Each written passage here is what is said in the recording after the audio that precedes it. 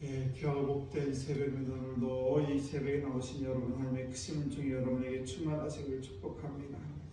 오늘 7장 2절 말씀 보시게 되면, 왕이 선지자 나단에게 이르되 볼지어다 나는 백향목 궁에 살거늘 하나님의 궤는 휘장 가운데 있도다. 이러면서 다윗이 자기는 지금 백향목 궁전에 살고 있는데 하나님의 궤는 여전히 저렇게 휘장 가운데 있다. 그러면서 안타까운 마음을 갖고, 그리고 성전 건축이라는 하나님의 궤를 모실 수 있는 성전 건축을 생각하게 하십니다. 그때에 그 다윗이 그런 생각에 미친 것은 하나님의 은혜에 대한 감사가 있었기 때문에 그런 마음이 우러나오게 된 것이죠. 사실 다윗은 목동이었고 그 목동을 하나님이 부르셨고, 그리고 그 왕으로 기름을 부었고, 결국은 지금 다윗은 백향목집에서 이렇게 살아가고 있는데, 그런데 그 하나님이 임재하신 그 법궤는 여전히 저렇게 휘장 가운데 있는 것에 대해서 안타까운 마음을 가지고 있었습니다. 그래서 하나님께서는 그 감사한 마음조차도 하나님을 기억하시고 그에게 많은 축복을 해주셨다는 사실입니다. 두 가지 삶의 방식이 있습니다. 하나는 감사하며 사는 방식이 있고, 또 하나는 상처로 사는 삶의 방식, 두 가지가 크게 있을 수 있습니다. 상처로 사는 사람들은 어떤 사람이냐?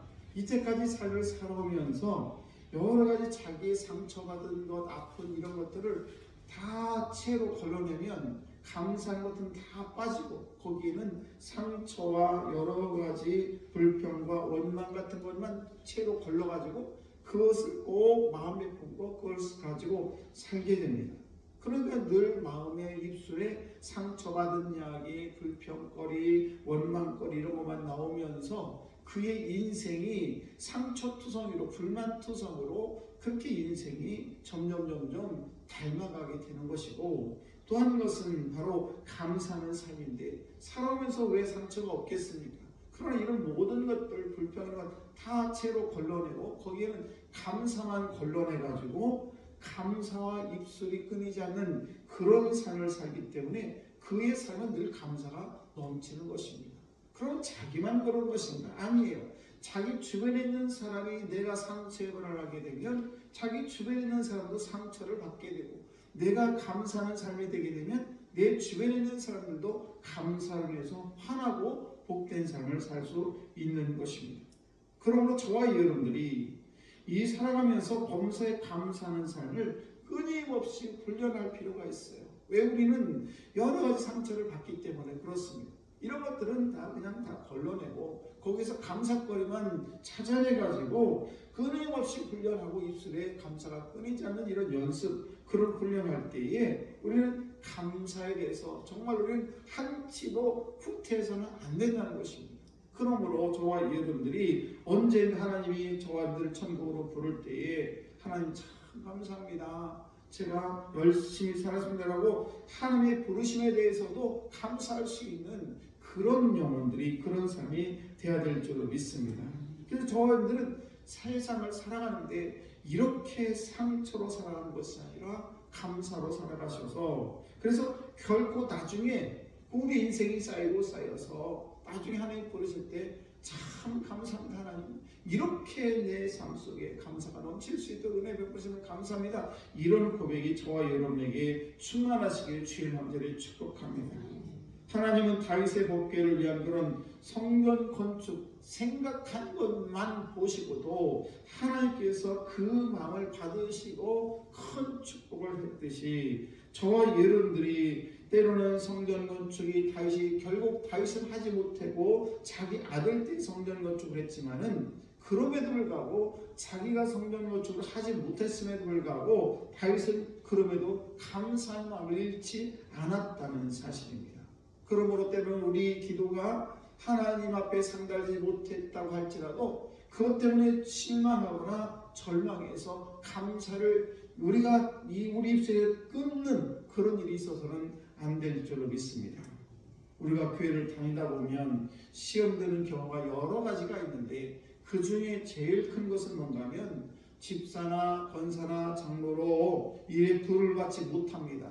옆에 있는 사람은 장로가 되고 나는 어떤 분은 권사가 되고 난 아직도 집사고 난 아직도 평신도인데 어떤 분은 집사로 부르고 그러면 그것 때문에 상처를 받죠. 왜 안 그렇겠습니까? 사람이기 때문에. 나도 충분한 자격이 있는데 왜 목사님은 나를 저렇게 생각하실까? 아직도 나는 부족하다고 생각할까? 이러면서 서운한 감정이 있을 수가 있습니다. 그러나 우리가 조금 더 참고 인내하면 더 좋은 일이 이 땅의 삶을 결코 잊어서는 안 될 줄로 믿습니다. 그러므로 저와 여러분들이 어떤 일이 있을지라도 선한 마음을 가지고 그래 하나님의 또 뜻이 있지. 내가 성전 건축을 못하는 것은 하나님의 다 뜻이 있는 거야. 그러면서 결국은 자기 아들 때 성전을 건축을 했던 것처럼 저들이 살아가면서 선한 마음과 동기가 정당하게 평가받지 못할 때도 있습니다. 교회에서 열심히 봉사하고 충성했는데 그런 것들이 때로는 서운한 감정으로 들어올 수도 있습니다.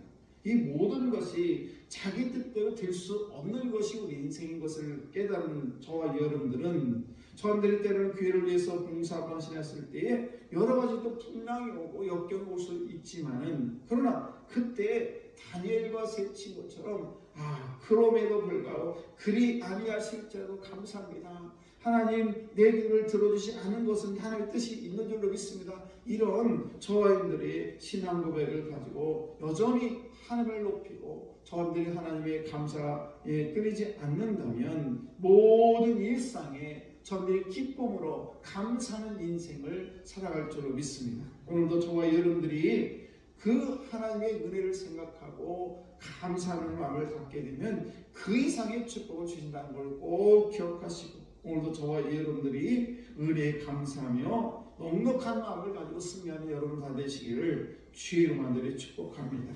기도하겠습니다.